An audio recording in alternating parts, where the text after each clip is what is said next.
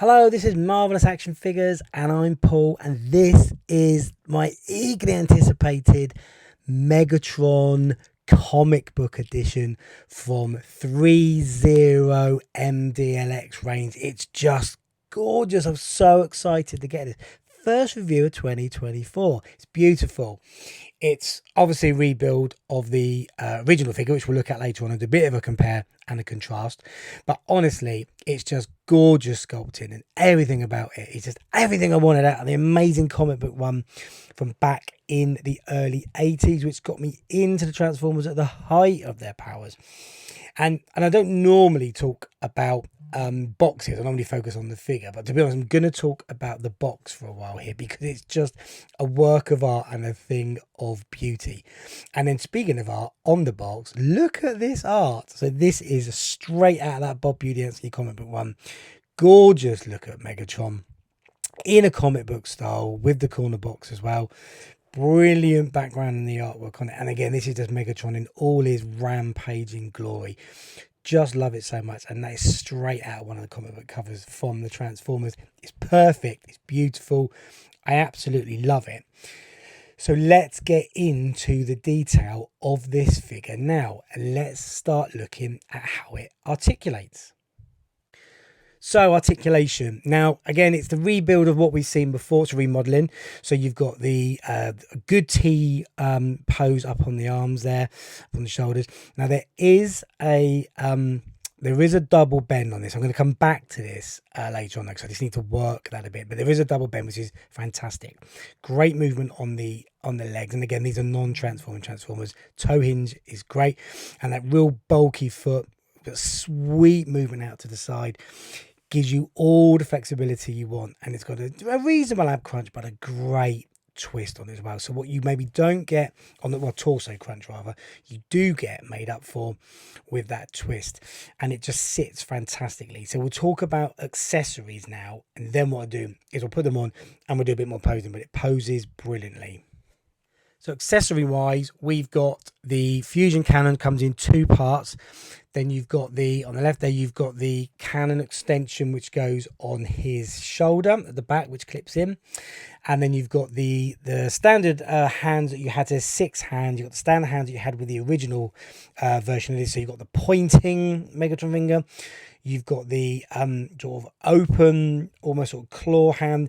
Then you've got the wider open, hand as he would be looking to grab or shouting prime. So well, 2 of those, and then it comes with 2 fists as well. And then there's this very little cool instruction booklet which tells you where to put those parts, as if you couldn't work it out yourself anyway, but it does tell you where to put those parts. And then on the other side, it gives you some of the poses you can do. So again, the standard accessories that came with the original version, but I'll look at the paint applications for these in a bit more detail when we do a compare and contrast. So I've added the fusion cannon on. Now there's 2 clips which push through the arm and drop in on the fusion cannon, so it sits in really snug and secure on there. And again, you can get some beautiful movement on the figure. There's a good head rotation as well.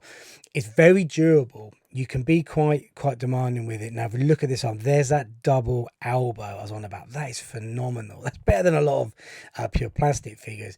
It bends sensationally well, so it gives you all the sort of mobility you want from the figure. And the look of it, again, it's just so stylized. It's so perfect at the comic book. The facial expression is very different to the last version. I'm going to bring that one out now, so we'll do a bit of a compare and contrast. But as a figure, this is the Grail one of Megatron for me.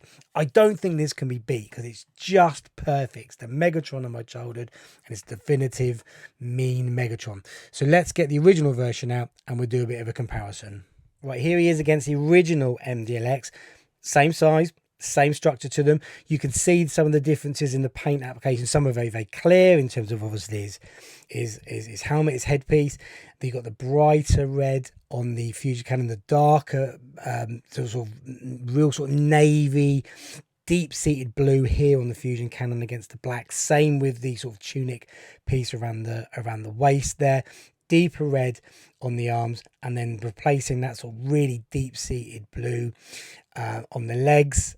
on all areas of the legs as well. So some of it is very subtle, but there's some big changes. And as you'll see here, the Decepticon badge is a lot brighter on the new one and a lot of a lighter design. And then if I bring these up forwards, what we're going to do now, so this is a total redesign of the chest piece. And again, this is the key differences. So in the torso area and sort of the circuitry, but the main chest piece is a total new design. And you can see on the shoulder pieces, I think the head on the comic book version stands out a lot more because it's got less sort of height to those sort of blasters on the shoulder there.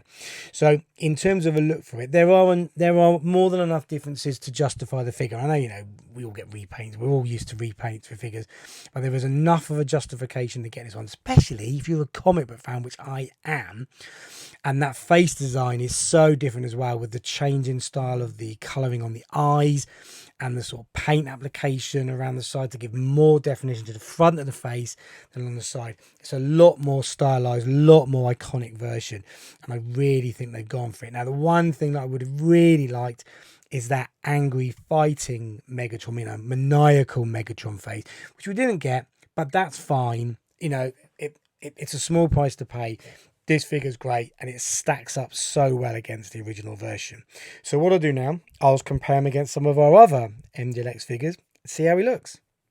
Okay, it's the two OGs. It's Megatron and Optimus Prime. A perfect setup for these two together. They just look so good. I freaking love this Optimus Prime, and it works beautifully with the comic book Megatron. The perfect showdown. These two will be seeing a lot of action together in my articulated comic book art, because it's the perfect setup against each other. And I think with the new definition on this comic book Megatron, it sets off so much better. So it's going to make for a great fight scene. Size wise, they stack up really well against each other. So very excited to put these two in comparison. Sticking with the primes, it's Rodimus Prime, my figure of 2023. Looks brilliant. Now, these two would have never met originally because Megatron was Galvatron by then, but this is a great matchup. Again, that color scheme I think works so well. Megatron really holds his own against Optimus Prime. I'm actually looking at it there when you put them side by side. Megatron is slightly bigger, which I didn't actually get that sense with the original figure. So this is great. It's a good comparison between the two. Beautiful color schemes together, and they match up really, really well. Very excited about these two together. Now, this one gives you a real sense of the scale. Perfect size up. It's the gold bug. It's the gold Bumblebee version, almost gold bug, with Megatron. Beautiful matchup at the comic books, and these two look great together. That size and structure works perfectly well. How imposing does Megatron look over Bumblebee? It works brilliantly, and I've got some great shots coming. Well, hopefully you think they're great shots coming up of these two in action together. A brilliant size comparison. Okay, there we go. That's my look, my first review of 2024. What a figure already. I mean, top contender, but it's my first review, so it's going to be. It's beautiful. It's everything I wanted from a comic book Megatron, apart from that second head. But it's glorious. It poses well. It's going to be a pride of piece in my display. So excited to get it. And it's limited edition as well. So that makes it even better for me as well. So it's taken me the minute I saw this revealed, I had to get it, and I've got it. And I'm so freaking pleased by it. So there you go. That's my look at this Megatron. If you got it, if you picked it up, let me know what you think. How to stack up against your other figures. What else should I be looking out for on the range? Got Starscream on his way soon. Skywarp has dropped as well. So let me know what you think. That's my review here. Please give this a like and subscribe if you're not already and you want to, and you'd like to see some more of my videos. That would be great. Thank you very much indeed. And if you are liking and subscribing, then coming into 2024, I really appreciate it. Thank you so much. I hope you continue to enjoy the content that I'll be putting out this year. More reviews coming soon.